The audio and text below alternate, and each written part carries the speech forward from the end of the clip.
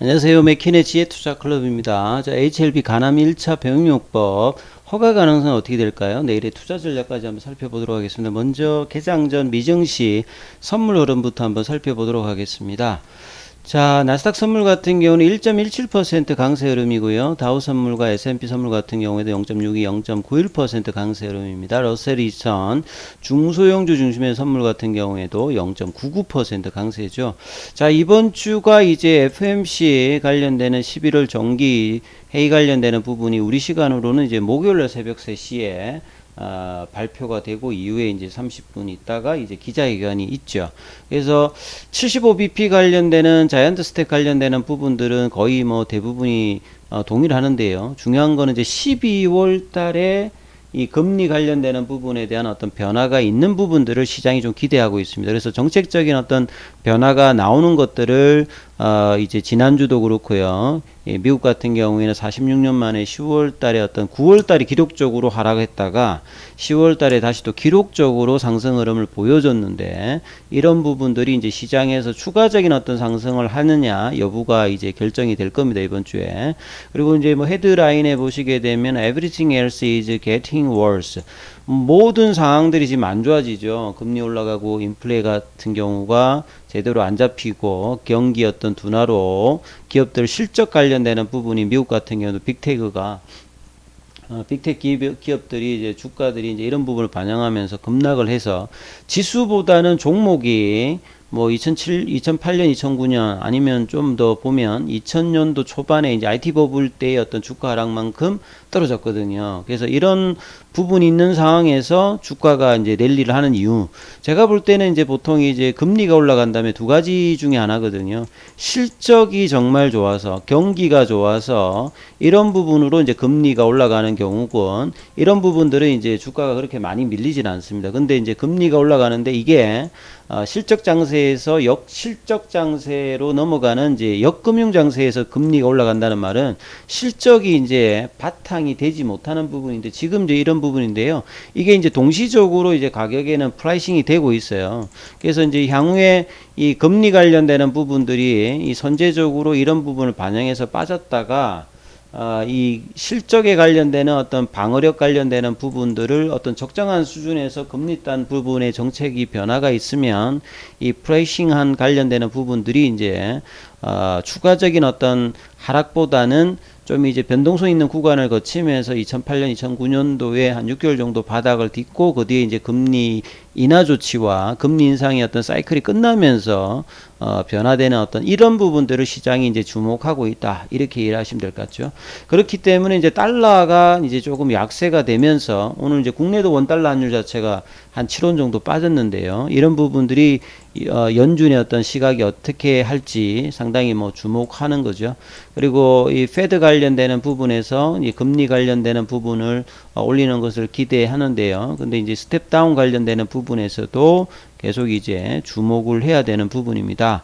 그리고 시장에서는 장기 투자자이죠. 제레미 시갈 교수가 장기 투자자는 뭐 미국 같은 경우는 장기 투자를 뭐 오래 합니다만 국내에서는 이제 6개월 이상 뭐 본다라고 하면 이 롱텀의 어떤 이제 투자자의 어떤 최소 어떤 단위가 한 6개월 정도로 본다면 absolutely buy now 좀 사야 된다. 그래서 밸류에이션 대비해서 많이 빠져 있다. 그래서 빠른 반등이 안 나온다 하더라도 예, 분할 매수 관점에서 어떤 매수 시점을 계속 이제 이야기를 하고 있고, 최근에 이제 월가에서는 재밌는 게 약세론자들이 계속 이제 매수 관련되는 부분들을 얘기를 해주고 있다는 거죠. 시장의 비유가 좀 다름에도 불구하고.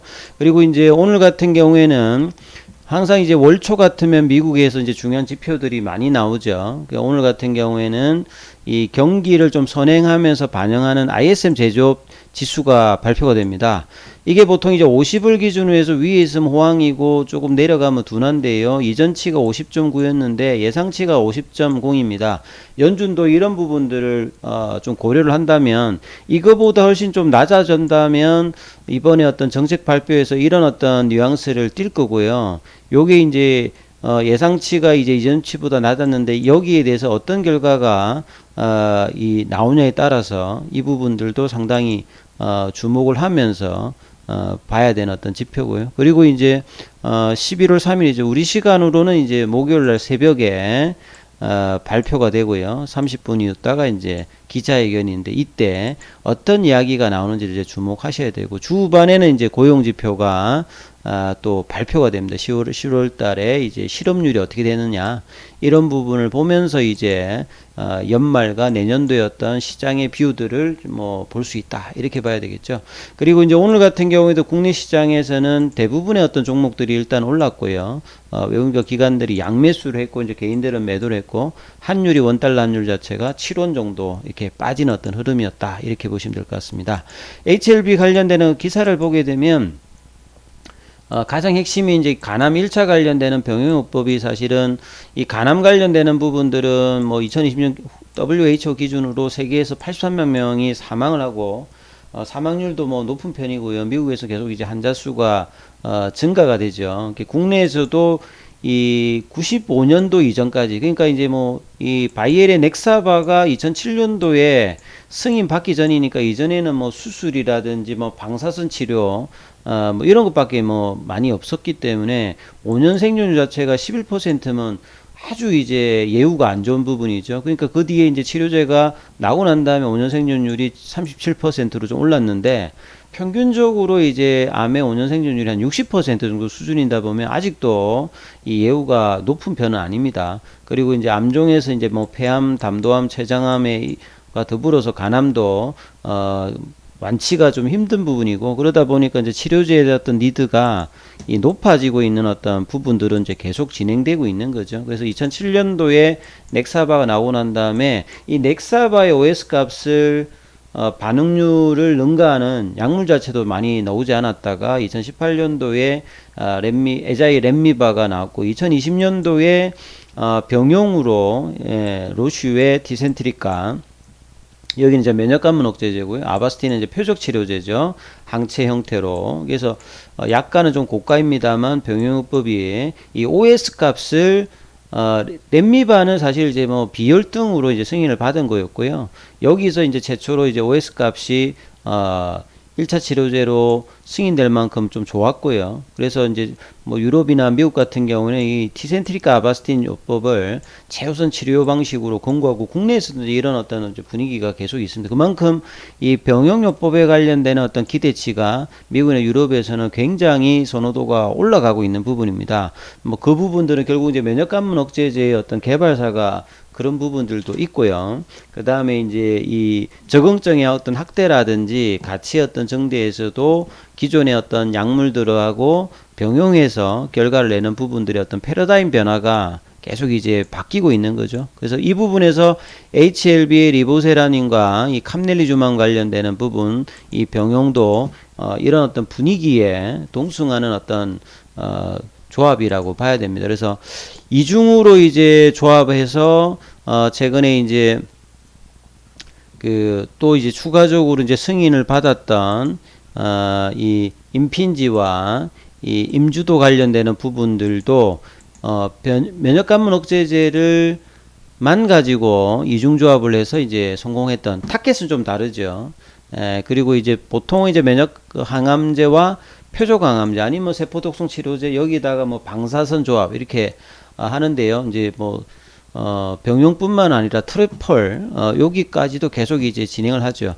이런 부분들의 어떤 시도가 모두 성공한 건 아닙니다만 이 종양 미세환경 관련되는 부분에 뭔가 개선하기 위해서는 여러 기존의 약물을 복합적으로 사용해서 이 암이 뭐 면역 세포들의 어떤 부분이라든지 이런 대처 능력을 떨어질 수 있는 확률이 높기 때문에 이 새로운 어떤 치료 패러다임이 계속적으로 이제 지속되고 기대가 높아 있는 거죠. 이번에 이제 키트루다와 이제 렘미바는 이제 임상 디자인 자체가 좀 실패를 해서 이 OS 값과 PFS 값이 좋음에도 불구하고 통계적 위성을 확보하지 못해서 일단 이제 실패로 했는데요. 이 HLB 리보세라닌과 캄넬리줌, 항소제약이 캄넬리줌의 간암 3상 관련되는 부분들은 이 OS 값이 간암에서는 최초로 20개월을 넘겼죠. 그래서 대조군 넥사바 대비해서 7개월 정도 상회를 했고 이 PFS 값이라든지 DSR, ORR 관련되는 이런 부분들도 데이터가 다 이제 훌륭하게 일단 나왔기 때문에 이 결과들 자체에 대해서는 내부적으로 이제 지난달에 프리엔데이를 했고요. 이번 달에 이제 중순 이후에 이 회의록 관련되는 부분을 수령하고 항서제약과 이제 협의를 해서 이제 내년 1분기니까 최대한 좀 빨리 만약에 이제 NDA 신청 관련되는 부분이 간암 관련된 부분들도 하고 연내에 선양 남산 관련되는 부분들도 이 NDA 신청 관련되는 부분을 한다면 뭐 리뷰 기관을 고려해 본다면 최근에 이제 FDA가 좀 빠르게 좀 하는 어떤 분위기들이 정책적으로 많이 나오거든요. 그래서 뭐 늦어도 이 2023년도 빠르면 하반기, 그 다음에 2024년도 상반기 내는 간암과 선현암선 관련되는 부분들의 결과를 본다라고 하면 이 HLB 어떤 기업 가치는 기존에는 항상 이제 기대감으로 주가가 뭐 학회라든지 임상의 어떤 진행 정도로 이제 왔다 갔다 이런 흐름을 보였다라고 하면 최소한 하나라도 이제 승인을 받는다라고 하면 이제 신약이 이제 개발사에서 신약의 어떤 보유 어떤 회사로 바뀌기 때문에 당연히 기업 가치는 올라갑니다. 그래서 이런 부분들을 이제 장기적으로는 분명히 이제 승인되면 반영을 할 거고요. 그리고 이제 이 간암 시장 자체도 미국에서는 환자는 이제 뭐 중국이라도 아시아계가 많다 하더라도 치료제의 어떤 가격 자체가 물론 이제 리보세라닌과 캄넬리주마는 다른 어떤 치료제보다는 좀 경제적으로 좀 싼 편입니다만 전체 어떤 시장에서 고가로 이제 간암 관련되는 부분들이 지금 하고 있기 때문에 미국 시장 자체가 전체 시장의 어떤 40%를 차지합니다. 그래서 이런 부분들의 어떤 성장 부분들을 볼 수가 있겠죠. 그래서 기업 가치 어떤 정대는 본격적으로 이제 내년에 그 결과를 뭐 보실 수 있는 상황이고, 그래서 이런 부분이 반영된다라고 하면 장기적으로 주가는 상승할 수 있는 어떤 가능성이 있는 부분인데, 최근에 이제 유중의 어떤 부당 압박감으로 오늘 같은 경우에도 시장에 좀 소외되는 모습이 수급과 더불어 좀 나타났습니다. 그게 결국 단기적으로는 이제 FMC 관련되는 부분의 어떤 이슈가 금리단 관련되는 부분이 좀 영향을 좀 받았다, 이렇게 좀 뭐 볼 수도 있겠죠. 그리고 이 HLB 글로벌 관련되는 부분에서 이 과거에 이제 단디바이오죠. 이 HLB 사이언스의 폐혈증 치료제 관련되는 부분이 최근에 뭐 기사가 지난주에도 좀 나왔습니다만 임상 이제 일상 관련되는 부분이 이제 승인되었고 이제 곧 이 부분들이 이제 임상이 이제 진행되고 좋은 결과를 내면 조기에 이제 라이센스 아웃 관련되는 이야기도 있었는데요. 올해 3월 달에 HLB 이제 노마드 팀에 이제 들어왔던 이 항제이 사장인가요? 이제 이분이 이제 글로벌 자문위원회 뭐 들어왔다, 요런 어떤 내용의 뭐 기사도 있습니다. 차트를 통해서 자 한번 살펴봐 드리면 오늘 상시 좀 많이 아쉬웠죠. 이 전반적으로 바이오 쪽 관련되는 부분들은 시장에서 좀 소외를 됐습니다. 특히 최근에 이제 외국인의 기관들이 대형주 중심으로 좀 매수를 하는데, 이런 어떤 흐름에서 첫 번째 이제 11월달 거래량인데 공매도가 무려 20.05%, 급률도 한 16.28인데요. 자, 누르는 어떤 흐름이 있다는 말은 이번 달에 이제 유중 관련되는 확정 가격, 그 다음에 이제 12월 달에 이제 기존 주주들의 어떤 청약과 청약이 이제 안 된 부분들은 이제 일반 공모, 어차피 뭐 총액 인수니까 뭐 리스크는 뭐 없습니다만 얼마만큼 이제 흥행을 하느냐는 이제 주가의 어떤 이 흐름들에 따라서 좀 달라질 수 있는데, 거래는 늘은데 음봉이었고, 그 다음에 이제 또 이 ADX 지표 자체는 지금 낮기 때문에 이 부분들이 특히 뭐 추세가 지금 있는 건 아닙니다. 그리고 보시게 되면 볼린저 밴드도 이제 수평으로 지금 플랫형으로 가잖아요. 그럼 추세가 이쪽도 저쪽도 아니다는 겁니다. 그래서 그리고 이제 뭔가 음봉을 맞았습니다만 지금 이제 뭐 좁은 어떤 흐름에서의 어떤 단기 추세 지표를 나타내는 이 파라볼릭 같은 경우는 오히려 또 이제 상방이다, 이렇게 이제 시그널이 나와 있어요. 근데 이제 공매도 관련되는 부분이 늘면서 이 부분들이 이제 장중에 누르는 부분들이 지난주에는 계속 이제 프로그램 쪽으로 나오다가 오늘은 외국인들과 프로그램 어떤 매물들을 보시게 되면 많이 좀 나오면서 누르는 어떤 흐름들을 시장 대비해서는 아침에 조금 4750원까지 올라왔다가 4만원대 라인이 중요한 어떤 상징적인 의미인데 다시 이렇게 밑으로 내려갔어요. 시간에는 한 2변 정도 올랐습니다만 이 4만원에서 4만 5천원대의 어떤 중간 라인, 요게 어떤 이제 뉴트럴한 어떤 존이라고 저는 이제 주가에서 보이는데, 이게 어느 정도는 이제 유중을 하기 위해서는 요런 어떤 가격 위에 형성을 해줘야 되고, 4만 5천원에서 이제 5만원 정도 이렇게 사이가 오면 언제든지 올해 어떤 고가라든지 이런 부분들을 넘어갈 수 있는 라인인데, 그래서 4만원 밑에는 유중에 대한 어떤 부담을 느끼는 어떤 가격권이라고 저는 이제 말씀을 드리는데, 그 가격으로 다시 또 내려가 버린죠. 이런 어떤 흐름들이 이제 수급에 계속 이제 영향을 받으면서 외국인들 기관들이 매도, 이 부분들을 개인이 일단은 물량을 일단 다 잡았습니다. 그리고 이번 달에는 뭐 앞서서 주주 이제 간담회 관련되는 부분들도 개최가 또 중순에 있고요. 이민후믹 관련되는 부분의 어떤 11월 달에 템파베이에서 학회도 개최되니까 11월 달 시작은 좀 안 좋았습니다만 거래량이 좀 늘어서 이런 부분이 좀 부담이 될 수 있는데, 이 부분들이 4만 원대의 어떤 그 흐름들 안착을 이번 주에는 할 수 있는지, 그리고 이제 4만 5천 원까지 어떤 도전이 나타날 수 있는지, 이 부분들을 좀 참조를 하셔야 될 것 같습니다. 여기까지 하겠습니다.